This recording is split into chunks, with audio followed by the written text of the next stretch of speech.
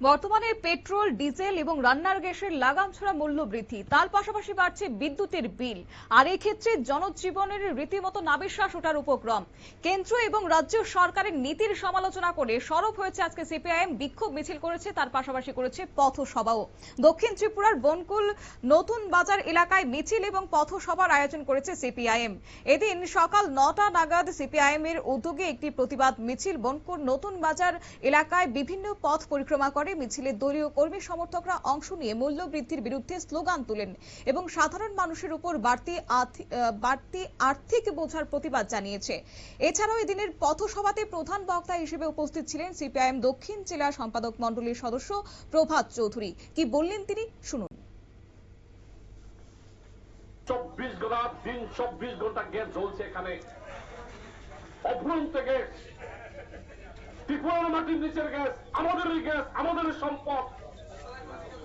এটা কোন ওই হরমুজ প্রণালী দিয়ে আনতে হয় না, এটাকে ইরান থেকে আনতে হয় না, এটাকে ভেনেজুয়েলা থেকে আনতে হয় না। ত্রিপুরার মাটির, আমার আপনার ত্রিপুরার মাটির গ্যাস, এই গ্যাসের কয়েক গুণ মূল্য বৃদ্ধি করিয়েছে।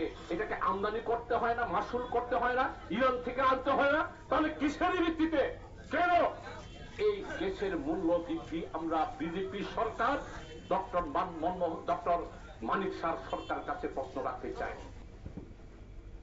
এদিনের সভায় সভাপতিত্ব করেছেন সিপিআইএম দক্ষিণ জেলা কমিটির সদস্য সাথই মগ। বক্তব্য রাখতে গিয়ে বক্তারা বলেন যে জ্বালানি এবং বিদ্যুতের ক্রমবর্ধমান মূল্য বৃদ্ধিতে সাধারণ মানুষের জীবন চরম সংকট তৈরি হচ্ছে বলে তারা অভিযোগ জানিয়েছেন এবং সিপিআইএম নেতৃত্বের দাবি হচ্ছে যে নিত্য প্রয়োজনীয় পণ্যের যেভাবে মূল্য বৃদ্ধি হচ্ছে তাতে করে জ্বালানি বিদ্যুতের মূল্য দিনকে দিন বৃদ্ধি পাচ্ছে এবং সাধারণ মানুষের জীবনযাত্রা ক্রমে কঠিন হয়ে দাঁড়াচ্ছে।